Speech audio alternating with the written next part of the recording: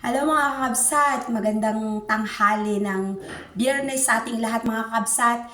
Isang maliit lang na video ang ginawa ko mga kakabsat para sa mga nagme-message sa akin at nagtatanong na gustong mag-apply dito sa Cyprus. At hindi sila naniniwala sa kung magkano ang aming sahod dito.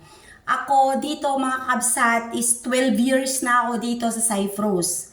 At ngayon ang aking sahod ay only 400 euro. Equivalent 24,000 pesos lang sa atin.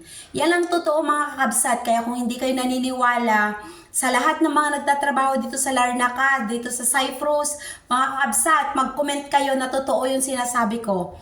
Pero mayroon din mga amo dito, mga kakabsat, na sila ang nag-i-increase ng salary nila. Pero ako, dahil 12 years na ako dito, mga kabsat, as a caregiver, 400 euro lang talaga ang aming sahod.